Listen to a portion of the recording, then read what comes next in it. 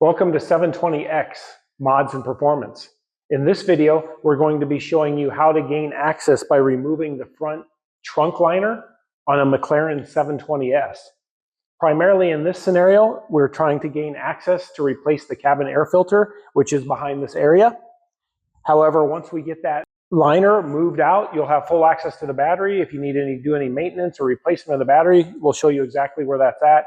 You will be able to see the access behind the lights if you need to access any of those areas for maintenance, as well as just a general overview of what's behind and under the car. So stay tuned. We're going to pull everything out and show you around.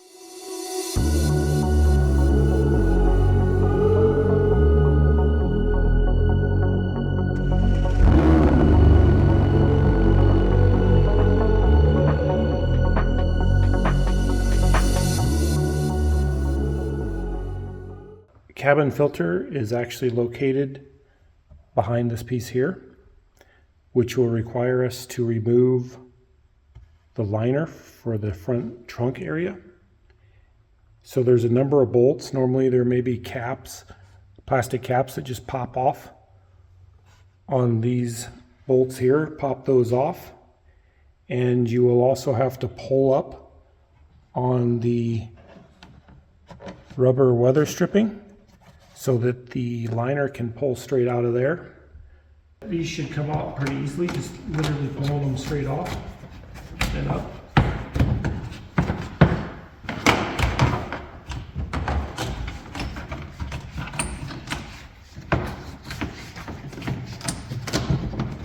And place that aside.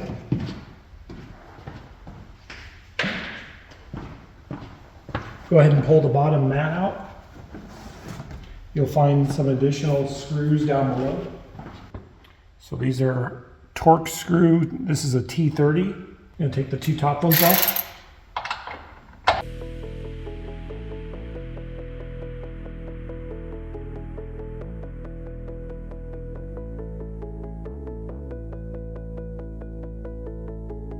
We have 6 T30s in the bottom as well.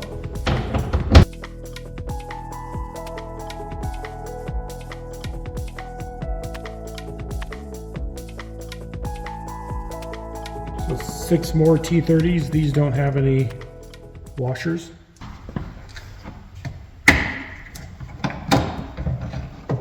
Go ahead and pop out that fire extinguisher.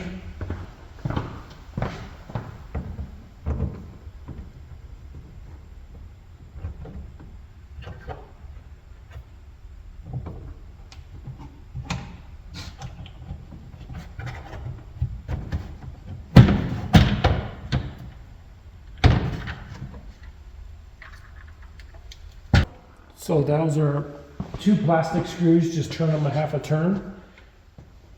I used a fairly large flathead screwdriver, not to damage the plastic screw. Go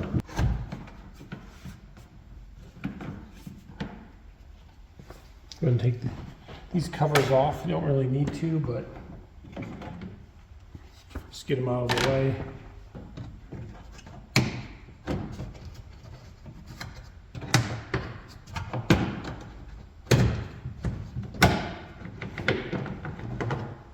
And just slowly wiggled it and took that off. You can see it's got a clip on both ends as well as one in the middle, but just lightly start to pull up from the edges right next to the paint, and those will pull out of there. Looks like we've got to pull off the other 2 T30s in the very front. Again, those will normally have a little plastic clip.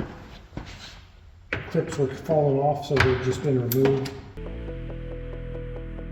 These 2 were longer screws, and they did have a washer with them, so be sure to grab that. So we have a total of 6 screws in the bottom, 2 up front, and the 2 on the sides. The net, as well as your straps and the bracket for the fire extinguisher, can all stay mounted in the vehicle. I was hoping this wiggled it a little. There we go, we wiggled it. This is snapped into this plastic piece.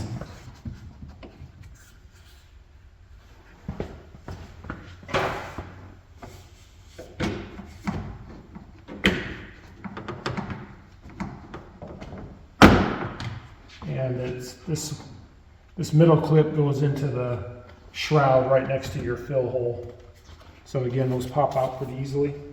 Once you've taken this middle piece out of here, you should be ready to pull that back.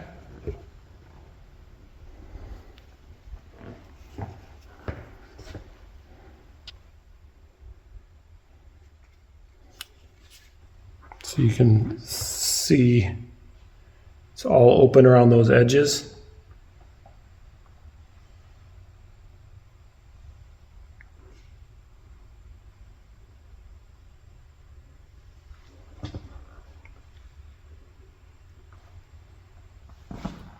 So now we should be ready to pull this straight up and out of here.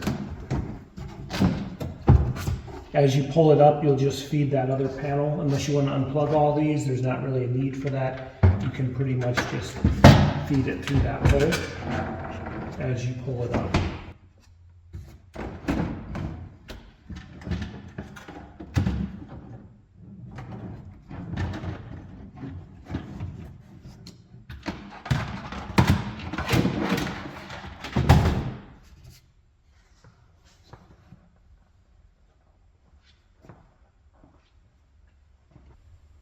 This may be a good time to get the vacuum out.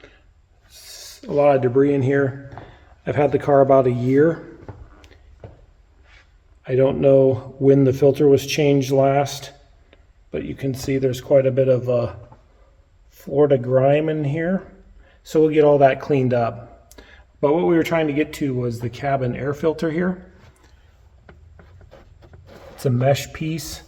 We will go ahead and get these clips taken off. You can see here on the sides, there's a little pull piece. You just pull this away and back, and the same on this side, pull it away, and this piece will sort of just pivot down. Then you can grab the little piece here and just slide that filter on out. Remember, the black mesh faces up, and this is actually the black mesh that you will see. So the new revision of the filter is ever so slightly different. So if you look at the two, this is the one that we pulled out of the car, and this is the new version. And as you can see, the air flows from the top down through the mesh, so you would see the mesh when it's installed. And this one here, the airflow, you can see that they've glued it to the outside edge, and airflow points down, which is correct. For whatever reason, they appear to have adhered this one differently. They glued it to the bottom, and the arrow is actually pointing up. So I believe they just glued this thing in instead of gluing it to the foam, which might have been harder. They installed it this way, which makes more sense, but they're arrow is actually off on the unit. But if we look at the two units, they both have basically the same mesh on the back. You can see this one's a little bit dirtier. The new one's a lot cleaner. And they have similar foam. This newer foam's a little bit thicker, but it's softer, so it would compress a little bit more than the original one. But they're both, if we look at the model numbers on the tags here, we're looking at, this is the original one. You can see the part number ends in 42331. That's revision 5. And the new one looks like it's also a revision 5, 42331. Ever so slightly different design. So we'll go ahead and install this new filter. Remember, your black side is facing up, and just go ahead and slide it in. It's a snug fit like it should be. And then you just go ahead and slide this piece back up. Make sure you're clearing this little tab here. It doesn't do anything with that, it just goes around it. And then on the sides, you'll be able to see the snap piece. Just get that right in there. I'll snap right back on.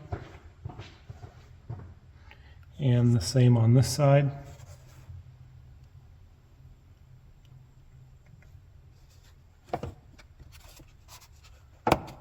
And just let it snap right on right there. That's it. Filter's changed. I went ahead and vacuumed this out. It was a complete mess in there. You can see that it leads right out to the outside on the sides here. That's right to the ground, so you can definitely see where all the rocks and debris can come into this area. A lot of leaves and stuff up underneath the splitter area. I doubt you're gonna have a dealership cleaning it out that well, but why not? It takes an extra 60 seconds. Now that the liner is out of the front trunk, you can see how the fender is attached. There's 4 bolts that attach to the fender from under the trunk liner. And if you look behind here, you can actually see the headlight assembly along with the screws holding it and the rest of the fender in there.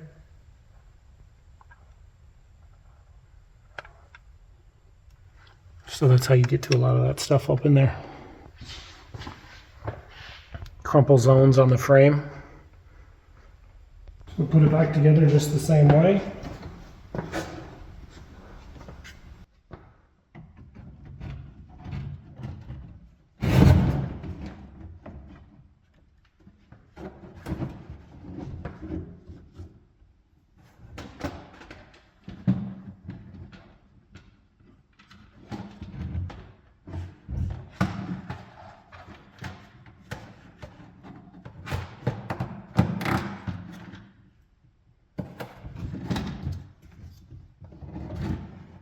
Pull that panel back through and gently drop it into place.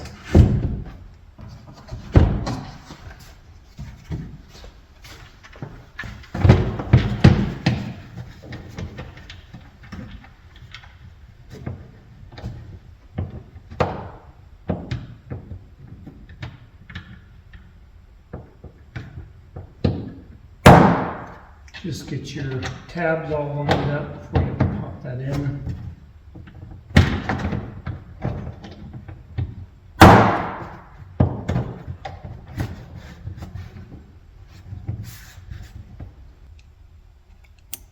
It's a touch of Loctite.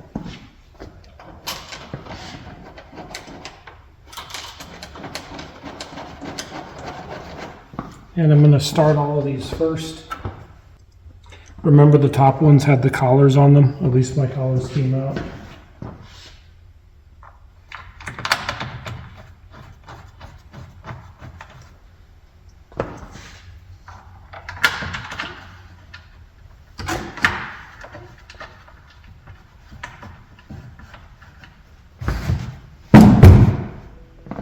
And then the 6 lower ones.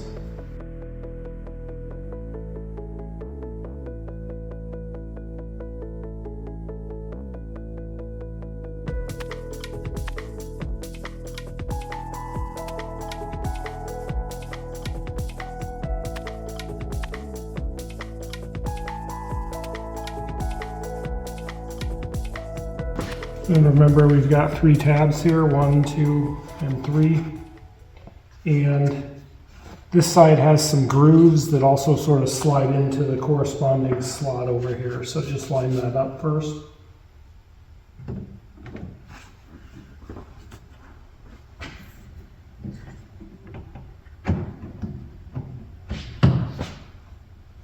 And you can see the spots where it's going to snap into.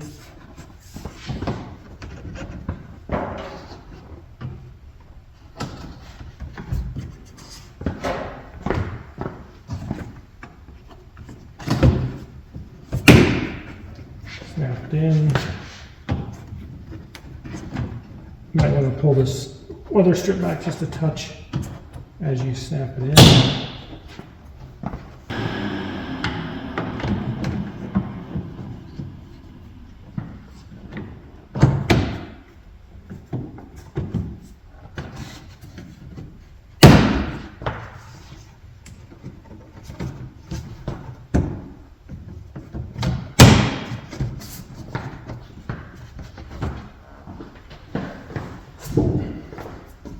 Carpet back in.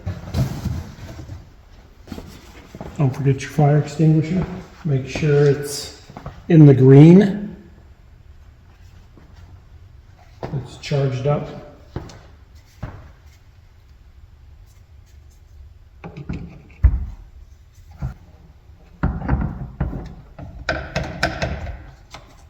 There is a little tab on the back of the fire extinguisher to line up, and then just snap it in there.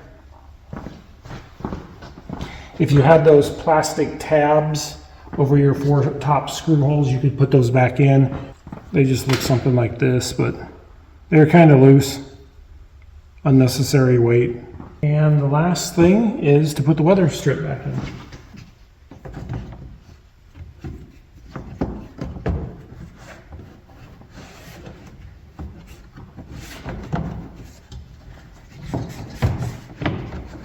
Just getting it in loose, make sure all your edges line up.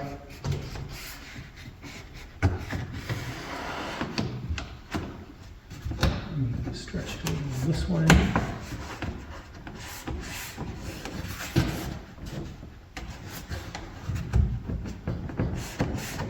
And then go around, push it back in snug.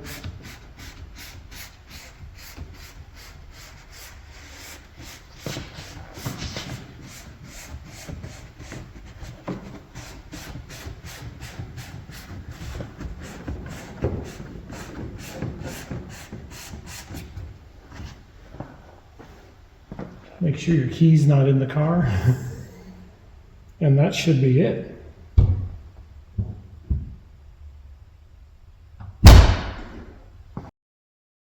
So if you found this video helpful or just love McLarens as much as we do, give us a thumbs up, smash that subscribe, and check out the comment section. We try to reply to all comments. If you have any ideas or any items you'd like to see in the future, please let us know. And if you're looking for any premium McLaren upgrades or unique 720S parts, be sure to check out our site at 720xmodsperformance.com. Thanks for watching, and we'll see you in the next one.